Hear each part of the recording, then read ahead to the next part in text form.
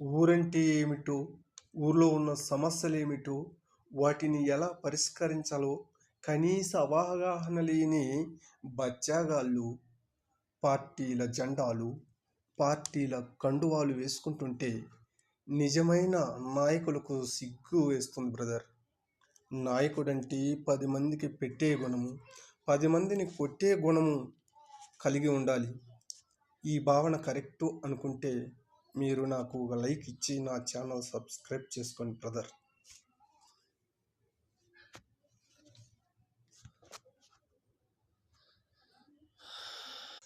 నీవు చేసే పనులు దొమ్మెరుగుడిసెల పనులైతే నీవు ఎవరికి శ్రీరంగం నీతులు చెప్పొద్దని నా భావన. నేను చెప్పింది నిజమైతే నాకు ఒక మంచి లైక్ ఇచ్చి సబ్స్క్రైబ్ చేయండి.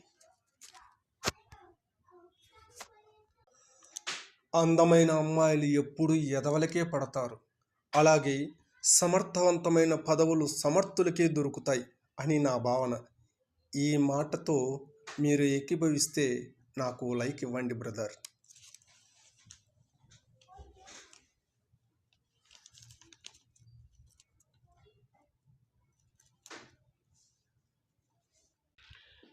ఏమిటో ఒకప్పుడు అసెంబ్లీలో 2 ఎకరాల భూమి 3 పెండెంట్ల ప్రస్తావన ఎక్కువగా ఉండేది.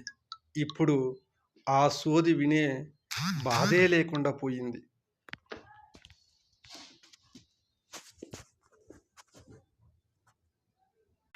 నా దృష్టిలో ఎమ్మెల్యే కొడుకు ఎమ్మెల్యే కావడం గొప్ప కాదు.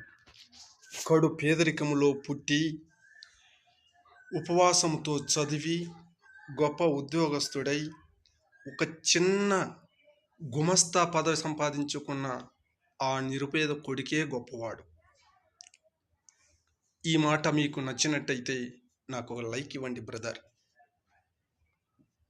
నిరుద్యోగ మృతులారా, నిరుద్యోగ విద్యార్థులారా, ఉద్యోగం రాలేదు అని చెప్పేసి గోడల కింద, బస్టాండ్ల దగ్గర, టీ స్టాళ్ళ దగ్గర సొల్లు కబుర్లు చెప్పుకోవడం కంటే నీకు అందుబాటులో ఉన్నటువంటి ఏ చిన్నపాటి ఉద్యోగం చేసి అయినా సరే నీ కుటుంబాన్ని పోషించుకుంటే అంతకన్నా ఉద్యోగం ఏముంది బ్రదర్.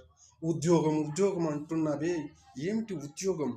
ఏదో ఒక పని, ఏదో ఇంత సంపాదించుకునేటువంటి తత్వాన్ని ఉద్యోగం అంటారే కానీ ఉద్యోగం అంటే అది ఏదో బ్రహ్మ కాదు. గవర్నమెంట్ ఉద్యోగమే ఉద్యోగం కాదు.